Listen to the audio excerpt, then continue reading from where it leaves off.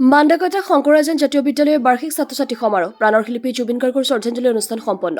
কামৰূপ জিলাৰ অন্যতম ব্যক্তিগত খণ্ডৰ শিক্ষা অনুষ্ঠান মাণ্ডাকাটা শংকৰাজান জাতীয় বিদ্যালয়ৰ ত্ৰয়োবিংশ বাৰ্ষিক ছাত্ৰ-ছাত্ৰী সমাৰোহ আৰু বঁটা বিতৰণী সভাখন শনিবাৰে দিনজোৰা কাৰ্যক্ৰমণিকাৰে অনুষ্ঠিত হৈ যায়।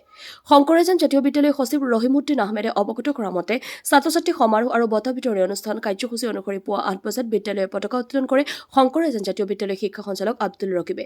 শ্বহীদ তৰ্পণ কৰে উপসঞ্চালক পংকজ কুমাৰ ডেকা আৰু জমছেদ আলীয়ে। প্ৰাণৰ শিল্পী জুবিন গাৰ্গৰ শ্ৰদ্ধাঞ্জলি অনুষ্ঠানৰ পিছতে গছপুলি ৰোপণ কৰে শিক্ষক আনোৱাৰ হুছেইনে। দিনৰ 11 বজাত অনুষ্ঠিত কৰা হয় ছাত্ৰ-ছাত্ৰীৰ প্ৰীতি সমাৰোহ। 12 বজাত অনুষ্ঠিত কৰা হয় মুকলি চৰা। বিয়লি 2 বজাৰ পৰা কেৱল প্ৰাণৰ শিল্পী জুবিন গাৰ্গৰ বিভিন্ন গীত মাত নৃত্য পৰিৱেশনেৰে অনুষ্ঠিত কৰা হয় ছাত্ৰ-ছাত্ৰীৰ সাংস্কৃতিক অনুষ্ঠান। এই অনুষ্ঠানতে শংকৰাজান জাতীয় বিদ্যালয়ৰ অধ্যক্ষ ইছাহক আলীয়ে বিদ্যালয়ৰ বছৰেকীয়া প্ৰতিবেদন পাঠ কৰে। সাংস্কৃতিক অনুষ্ঠান পৰিচালনা কৰে সাংবাদিক বিজুমা বেগমে। মুখ্য অতিথি হিচাপে উপস্থিত থাকে প্ৰেৰণাদায়ক বক্তা ত্ৰিদীপ ভাগৱতী। ভাগৱতীয়ে ছাত্ৰ-ছাত্ৰীসকলক উদ্দেশ্যি ৰসাল আৰু তত্ত্বগধুৰ বক্তব্য প্ৰদান কৰে।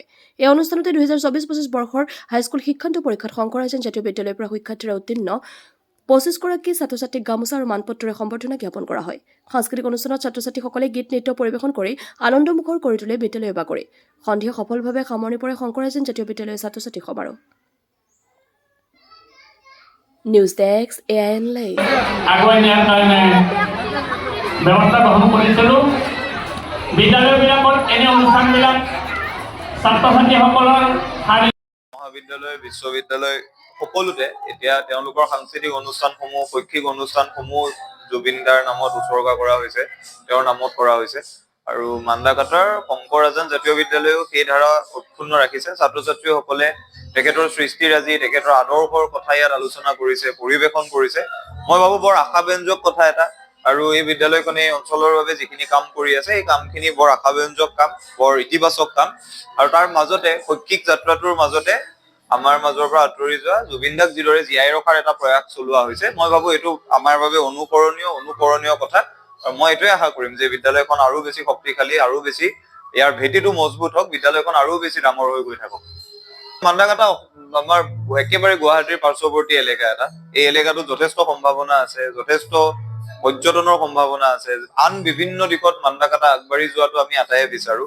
অসমৰ আন ঠাইবোৰৰ দৰে, গুৱাহাটীৰ দাঁতিকাষৰীয়া আন ঠাইবোৰৰ দৰে মাণ্ডাকাটাও আগবাঢ়ি যোৱাটো আমি বিচাৰো। আৰু মই আশা কৰিম যে এই অঞ্চলটোৰ নতুন প্ৰজন্মই, এই অঞ্চলটোৰ উঠি অহা প্ৰজন্মই এই অঞ্চলটোৰ পৰা আৰু বেছি মানৱ সম্পদ সৃষ্টিৰ বাবে শংকৰাজান জাতীয় বিদ্যালয়ে যিদৰে কাম কৰি আছে, এই ধৰণৰ বিদ্যালয় শৈক্ষিক অনুষ্ঠান সমান্তৰালভাৱে ৰাজহুৱা সামাজিক অনুষ্ঠানৰ জৰিয়তে খুব তীব্ৰ গতিৰে কাম কৰি যাব, বিদ্যুৎ গতিৰে কাম কৰি যাব। অন্তময় নহয়, তেওঁলোকে ইমান ধুনীয়াকে কাম কৰি আছে, আৰু বেছি শক্তিশালীভাৱে কাম কৰক। শুভকামনা দিছো, শুভেচ্ছা দিছো। তেওঁলোকৰ বিদ্যালয়খন অসমৰ ভিতৰত জাকত জিলিকা হওক। জাতীয় বিদ্যালয় এখন স্থাপন কৰাটো বৰ কষ্টকৰ কাম, ব্যক্তিগত মাধ্যমৰ বিদ্যালয় এখন চলাই ৰখাটো বৰ কষ্টকৰ কাম। এই কষ্টকৰ কাম যিহেতু ইমান বছৰে কৰি আহিছে, আৰু বেছি ক্ষিপ্ৰ গতিৰে কৰক, আৰু বেছি ভাল মনোভাৱেৰে কৰক। মই আশা কৰিম মাণ্ডাকাটাৰ এই জাতীয় বিদ্যালয়খন অসমৰ আন জাতীয় বিদ্যালয়সমূহৰ ভিতৰত উজ্বলি থাকিব, আৰু অসমৰ আন জাতীয় বিদ্যালয়বোৰক বাট দেখুৱাব পৰাকৈ সমৃদ্ধ হৈ থাকিব।